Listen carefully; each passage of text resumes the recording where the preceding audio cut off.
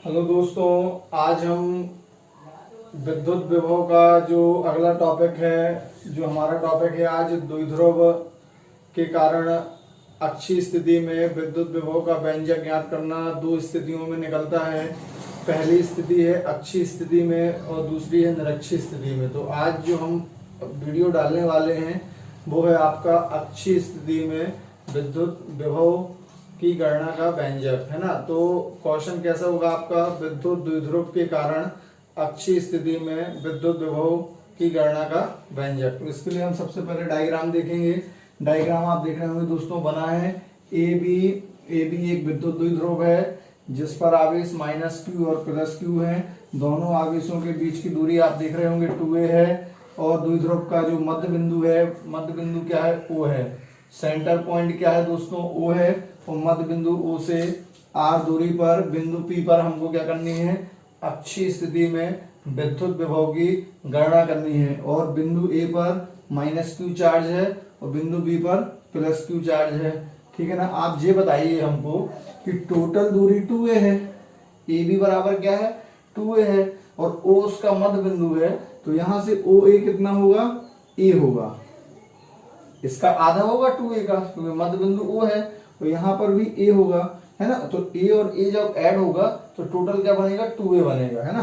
तो सबसे पहले हम क्या करेंगे दोस्तों कि एक बार हमको बिंदु B से P की दूरी निकाल लेना है, मतलब +q आवेश से बिंदु P की दूरी, और एक बार -q आवेश से बिंदु P की दूरी। तो चलिए हम सबसे पहले चित्र के अकॉर्डिंग क्या करेंगे, दूरियां निकाल लेंगे, है ना।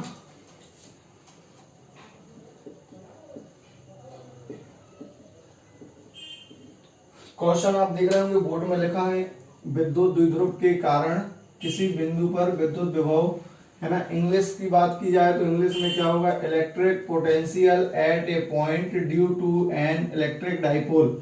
और फर्स्ट कंडीशन पे हम निकाल रहे हैं, वो फर्स्ट कंडीशन क्या है, अक्षीय स्थिति में। इसी को अनुदैर्ध्य स्थिति बोलते हैं। तो चित्रानुसार सबसे पहले हम क्या करेंगे, देखेंगे कि +q आवेश से बिंदु P की दूरी क्या निकलेगी, Vp, है ना। लिखेंगे +q आवेश से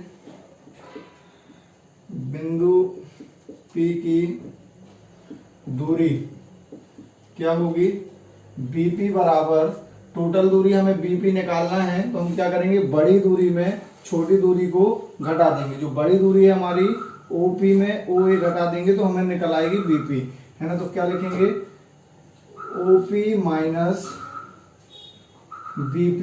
तो OP की O से P तक की दूरी कितनी है, R है। तो OP के स्थान पर R कर देंगे, माइनस Vp।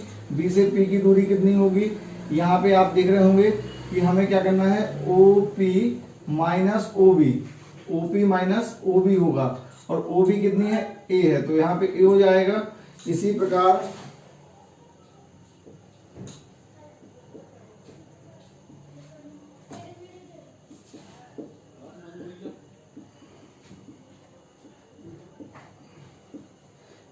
हम -q आवेश से बिंदु P की दूरी कंसीडर करेंगे। -q आवेश से बिंदु P की दूरी क्या होगी, AP बराबर क्या होगी, AO प्लस OP। तो क्या निकलेगी, OA क्या है, OA A है। तो A प्लस R निकल आएगी, मीटर में रहेगी और ये भी मीटर में रहेगी, है ना। अब इस तरह से हमने क्या किया, सबसे पहला काम, दोनों आवेशों से बिंदु P की क्या निकाल ली, दूरियां निकाल ली। अब हम प्रत्येक आवेश से बिंदु P पर क्या निकालेंगे, विद्युत विभव निकालेंगे। तो अब हम लिखने वाले हैं +q आवेश के कारण बिंदु P पर उत्पन्न विद्युत विभव। क्या है विद्युत विभव, V1 बराबर 1/4πε0 इंटू Q अपॉन +q आवेश से बिंदु P की दूरी कितनी है, Bp। तो क्या कर देंगे, Bp। और यहाँ पे आप देख रहे होंगे कि 1/4πε0 Q अपॉन, और Bp की वैल्यू हमने क्या निकाल रखी, R-A। तो हम यहाँ पे कर देंगे R-A। तो ये हमने दोस्तों क्या निकाल लिया, प्लस क्यू आवेश से बिंदु P पर उत्पन्न विद्युत विभव निकालिए। इसी प्रकार हम माइनस क्यू आवेश के कारण बिंदु P पर उत्पन्न क्या निकाल लेंगे, विद्युत विभव।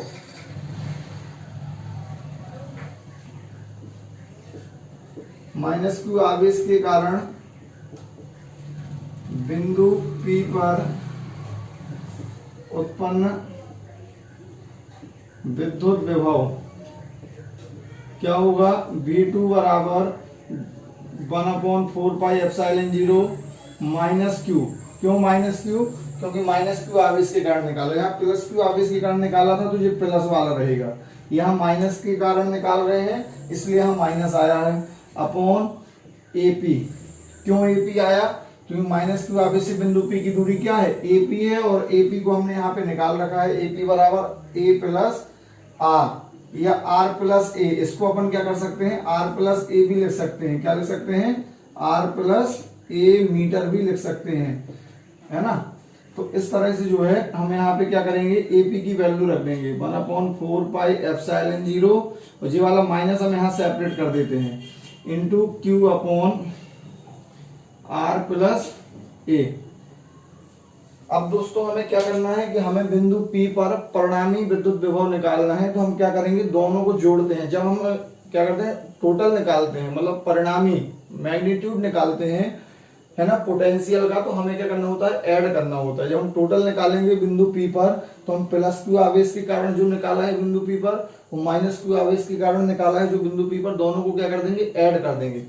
एक चीज और है, विद्युत विभव अदिश राशि है, और जब अदिश होगा तो हम इसको क्या करेंगे, टोटल करेंगे, ऐड करेंगे परिणामी विभव। तब बिंदु P पर थोड़ा सा एक स्टेटमेंट लिख लें, यहाँ पे क्या लिख लें, चूंकि विद्युत विभव अदिश राशि है, इसीलिए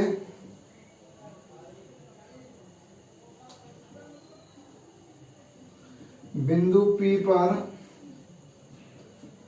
उत्पन्न परिणामी विभव V बराबर V1 प्लस V2। अब हम क्या करेंगे दोस्तों, V1 और V2 के मान रख देंगे, जो मान हमने निकाल रखे हैं बिंदु P पर प्लस क्यू आवेश के कारण और माइनस क्यू आवेश के कारण, इन दोनों के हमको क्या कर देना है, मान रख देना है, जो हमने मान निकाले हैं। अब हम क्या करेंगे दोस्तों, V1 और V2 के मान रख देंगे, तो हम इसके बाद का जो है ऊपर आपको समझाते हैं, तो ऊपर और क्लियर हो जाएगा। तो आप इतना जो है इसको वीडियो को बार बार देखकर समझिएगा, एक एक चीज क्लियर होगी, उसको नोट कर लेना। अब हम इसके बाद के ऊपर बताते हैं। देखिए V1 का मान रखेंगे,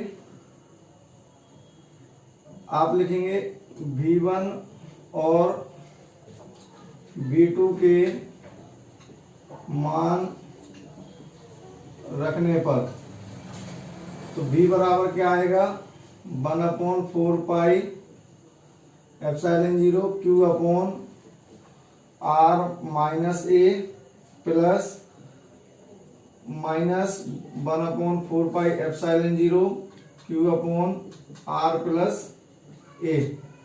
अब इसके बाद आप देखेंगे कि ये प्लस और ये वाला माइनस, ये प्लस माइनस क्या होता है, माइनस होता है, तो 1/4πε0 Q upon R minus A plus minus minus हो गया, 1/4πε0 Q upon R plus A। अब आप देख रहे होंगे दोस्तों, कॉमन क्या मिल रहा है हमको, कॉमन क्या मिल रहा है, 1/4πε0 इंटू Q क्या मिल रहा है, कॉमन मिल रहा है, तो हम कॉमन ले लेंगे।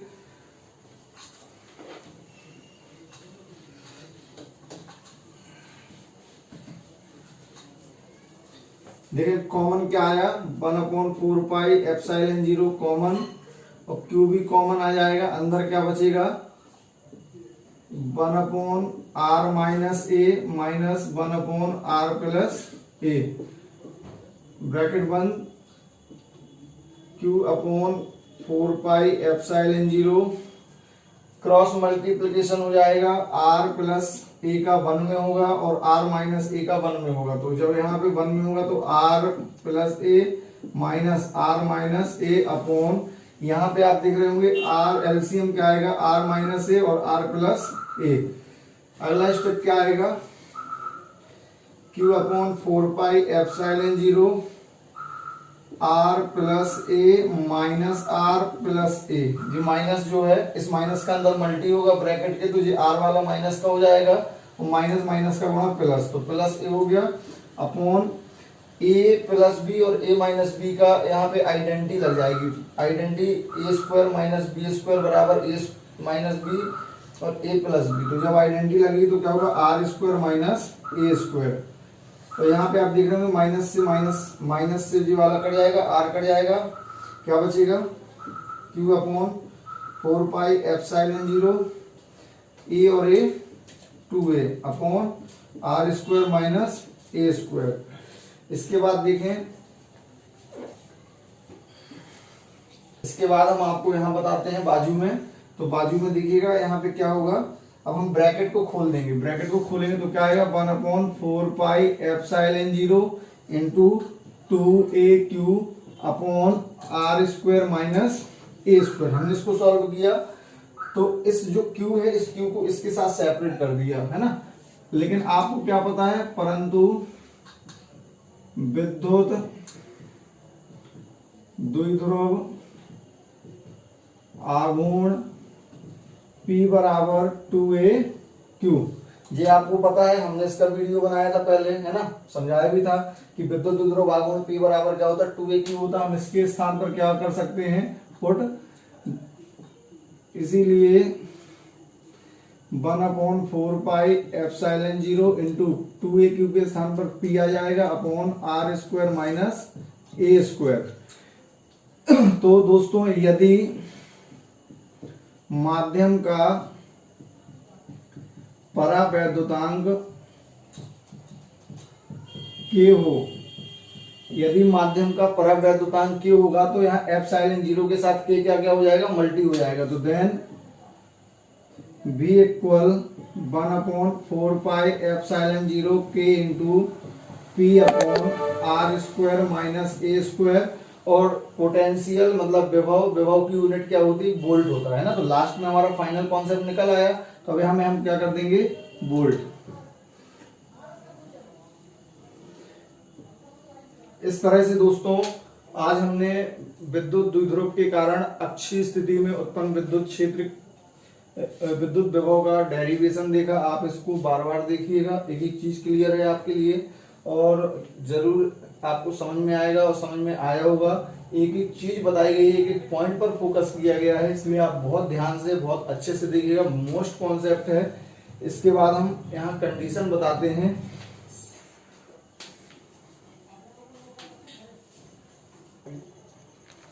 अब दोस्तों इसके बाद हमें यहाँ पे क्या होता है कि जो अपन ने अच्छी स्थिति का डेरिवेशन देखा, यहाँ पे क्या होता है कि इनकी स्थितियां होती हैं, उन स्थितियों में हम फोकस करेंगे। दो स्थितियां होती हैं, एक स्थिति होती है जब द्विध्रुव का आकार बड़ा हो, तब की कंडीशन में क्या होता है विद्युत विभव का डेरिवेशन। जब द्विध्रुव का आकार छोटा होगा तब की कंडीशन में क्या होगा, है ना। तो दो स्थितियों में अपन निकालेंगे।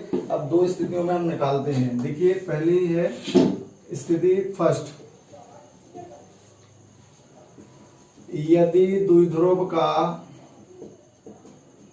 आकार क्या हो, बड़ा हो, मतलब द्विध्रुव का आकार बड़ा होगा तो बिंदु P की दूरी क्या होगी, कम होगी, क्योंकि द्विध्रुव बड़ा हो जाएगा। जो 2a है उसकी दूरी अधिक होगी, तो जो P वाला बिंदु था डायग्राम में वो P बिंदु बहुत नजदीक होगा, करीब होगा। तो द्विध्रुव का आकार बड़ा हो तब बिंदु P की दूरी क्या होगी, कम होगी। ये अपोजिट रहता है दोस्तों। जब द्विध्रुव का आकार बड़ा होता है तो बिंदु P की दूरी क्या होती है, कम होती है। जो द्विध्रुव का आकार छोटा होता है तो बिंदु P की दूरी अधिक होती है ना। अर्थात A ग्रेट देन क्या होगा, R होगा। इसीलिए इसको इक्वेशन फर्स्ट दे देते हैं। इसीलिए इक्वेशन फर्स्ट में क्या होगा, ए स्क्वायर की तुलना में आर स्क्वायर की उपेक्षा करने पर, उपेक्षा करेंगे तो दोस्तों क्या आएगा, आप ध्यान से देखिएगा। v बराबर यहां पर ए स्क्वायर की तुलना में आर स्क्वायर की क्या करना है, उपेक्षा करनी है, तो आर स्क्वायर हट जाएगा, तो 1/4 pi epsilon 0 k into P upon r square जो है इसको अपन हटा देंगे पद से, तो यहाँ पे आर स्क्वायर की जगह पर ए स्क्वायर ही आएगा और ये हमारा क्या होगा, बोल्ट होगा।